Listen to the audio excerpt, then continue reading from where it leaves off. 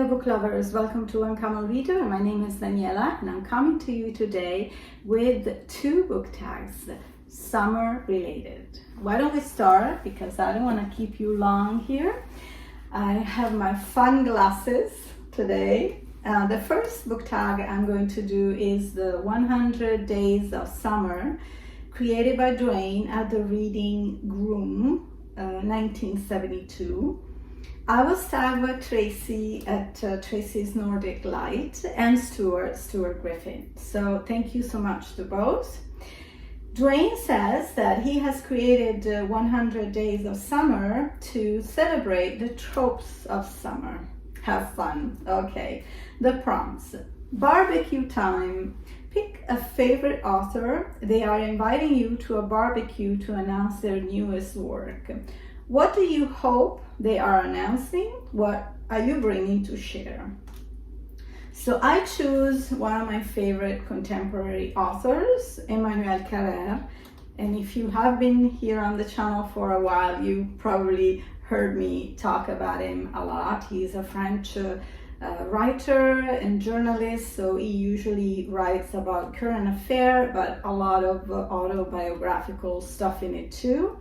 And I would hope he would announce a new book, maybe related to some current affairs, and he really has a sensitive touch where he can really analyze things with much thought and great style in writing. I would bring, although I don't make it anymore, but I could do an exception for him, my very famous tiramisu. I remember when I lived in California and we were invited to parties, I would always make tiramisu and people were like, oh my god, this is so good, nothing like you eat at the restaurant. So yeah, I was pretty good at doing tiramisu. Prompt number 2, road trip. Pick a real world setting from a recent or not so recent read. Where would that road trip take you? You know, I thought about this. It's not really a road trip. It's actually an astronaut type of trip. I loved reading Orbital by Samantha Harvey, the winner of the Booker Prize 2024. So yeah, I think I would like to go to space.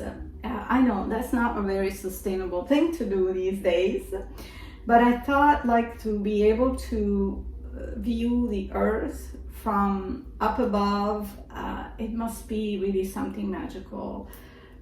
So no cars for me. I would just, you know, take a shuttle and explore the universe. Why not? Yeah. Prompt number 3, camping. Do you rough it? Say a tent and a sleeping bag. Or do you require amenities? Will you read more than usual? Okay, I think I answered, you know, with and this to the questions, and I'll answer to the last one. Will you read more than usual? I think I would read a lot sitting in nature. I'm really not really big at adventuring in the woods. I would just like be super scared of snakes and little animals coming at me. Yeah, so I mean, I love nature, but just sitting and admiring it, you know, especially the mountains. I love the mountains, but I don't care to climb them, you know. I just like, okay, you guys are there, protect me. But yeah, I don't have that urge, you know, to conquer the mountains. I just sit there and admire, and yeah, with a book in my hands. That would be perfect. Prompt number 4, festivals. You're attending a Booktube festival where dressing as one of your favorite literary characters is the only requirement. Who do you go dressed as and why? So I thought about the fact that I love Greek mythology, although I haven't read one single book this year. So I must really make amends before the end of the year. I think to homage that, I would dress up as Circe, which Madeline Miller wrote a beautiful retelling lately. And I would dress up in the Greek costumes, attire, because it's summer. I want to wear something light. That's a good reason, right? Prompt number 5, slice of life. What is something others may consider simple or mundane, but is something you can't see a summer without? Okay, I'm not gonna be romantic on this one. Air conditioning, yeah.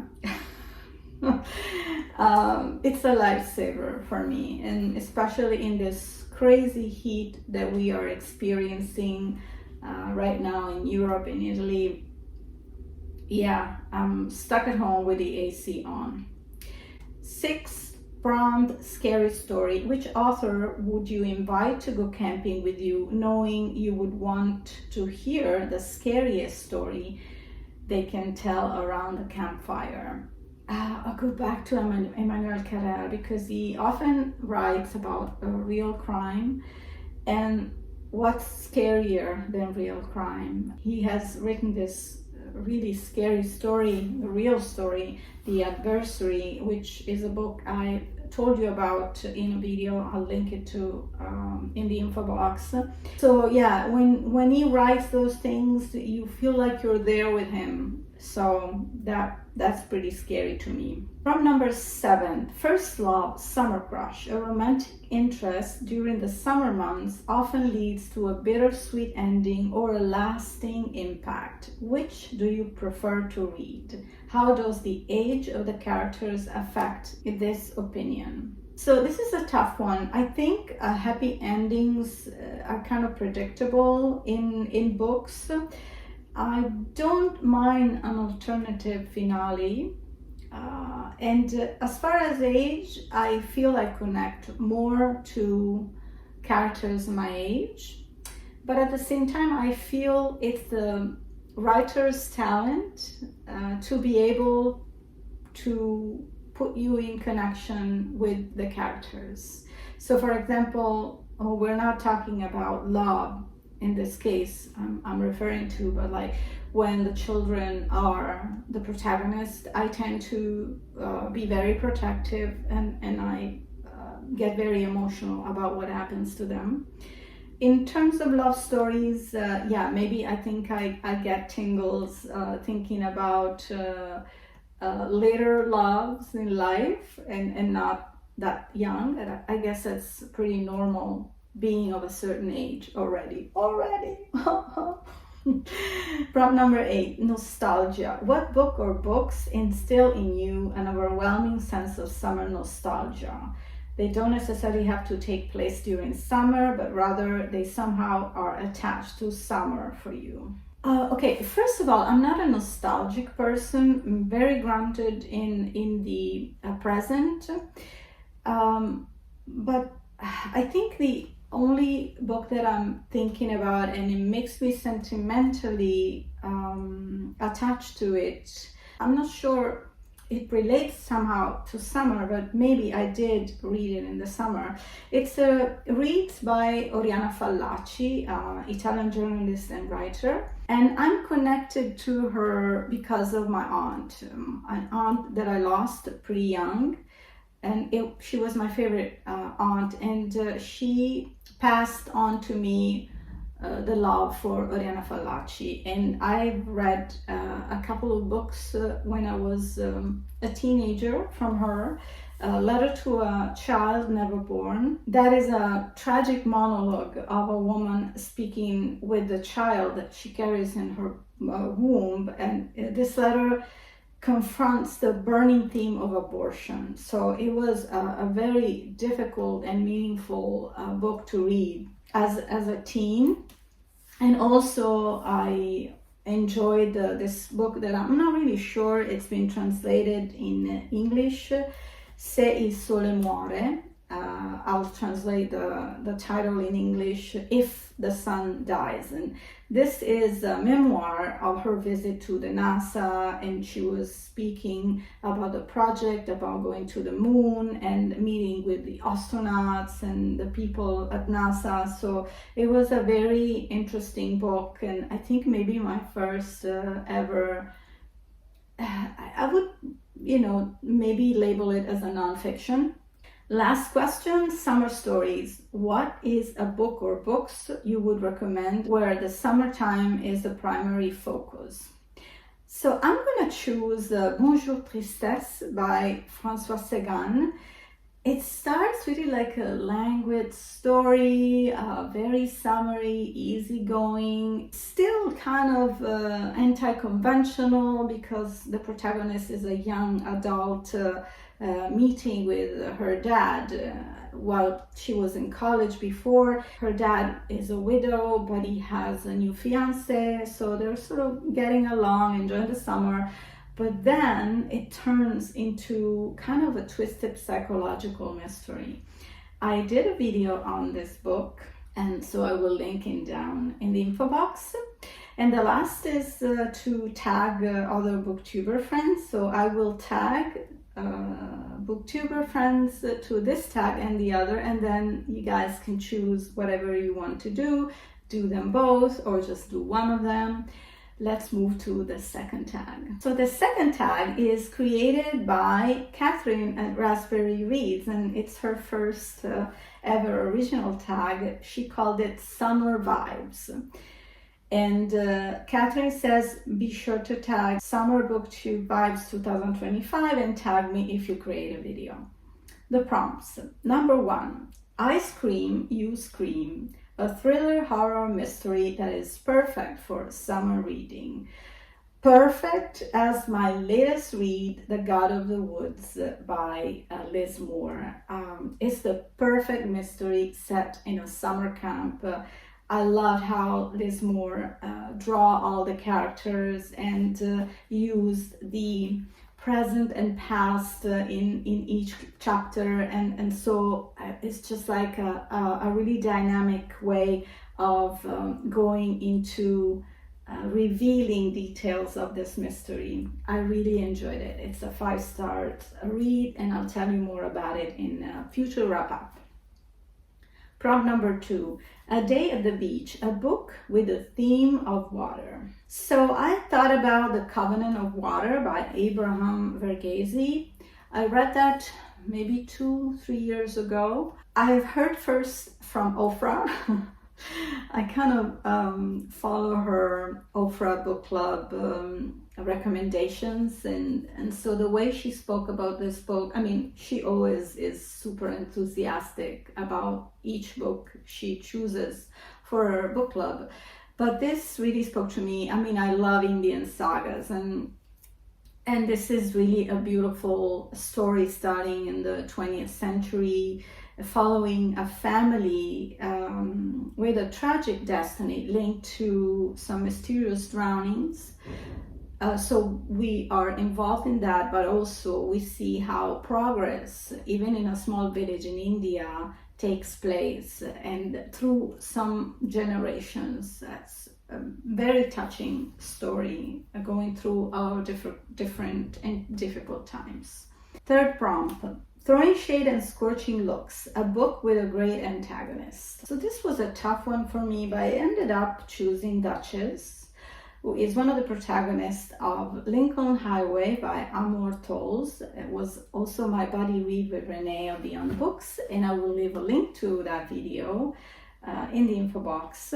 So the protagonist of the book is Emmett Watson, who is an 18-year-old who has just got back home from a work farm where he served a year for involuntary manslaughter. And the warden takes him back home with a car.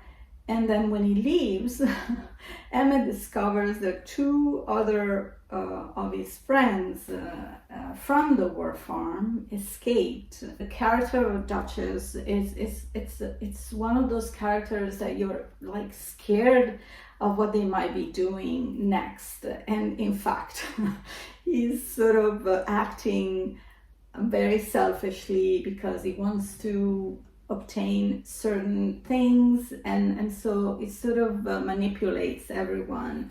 But at the end of the book, you kind of understand why he does it, and then also there is a side of him that we didn't see, so you kind of change your mind on him. So I sort of came to terms with not hating him so much. But to learn more about this book, please refer to the previous video. Question number 4. Holidays, a book set abroad, preferably during summer. So you know what? I chose a book I haven't read yet, but I do want to read it because I loved the movie. I love the movie and I love the Netflix series that they done recently. I'm talking about The Talented Mr. Ripley. I think I could watch this movie on a loop. It's set in southern Italy, but actually not only, because the part is also set in Venice towards the end of the movie. I guess everyone knows the story because the movie was such a big success with Matt Damon, Jude Law, Gwyneth Paltrow. It was just such a terrific movie. And what I enjoyed also is watching the series on Netflix, totally in black and white, and it was way more scary and eerie than the movie. And so now I'm curious. I want to read the book to see which version, the TV show or the movie by Anthony Minghella, comes closer to the book. So I have to read this book very soon. Prop number 5, Summer Fling, a romance or book about relationships. Okay, I'm not big on romance books, so I decided to choose Giovanni's Room by James Baldwin, one of the best reads this year. And again, another buddy read with Renee of Beyond Books. We are really lucky with our choices. And so this is the story, besides the exquisite writing of James Baldwin, of an American in Paris who is engaged, just got engaged, although he's not really sure about his sexuality. And while his fiancée is away, he meets this Italian guy, Giovanni. And it explores relationships for so many different types of angles, not only the sentimental relationships, also the friends and also the friendship within ourselves, how honest we are with each other and how many things we hide from each other. So that's also a relationship, right? Maybe the most important, that's the one we have with ourselves. So yeah, very intriguing book. Prop number 6, One Time at Camp, a coming of age book. So I love this book. It's The Life of Girls and Women by Alice Munro. She is best known for her short stories, which I actually never read, but I read this book for my local library book club, and I totally loved the character, the protagonist, who was growing up in a rural area in Canada. And so it was so far away from my upbringing, and somehow I connected to that slower pace of life and growing up, and this huge sense of family and also connecting with the neighborhoods, and it's just like being a big community. I just enjoyed the environment and the way this gal was thinking, and how her surroundings were affecting her or not really. Like she could see beyond that. And so it's an exquisite book. I thoroughly enjoy it. Prop number 7, Class of 2025, a new release for this year.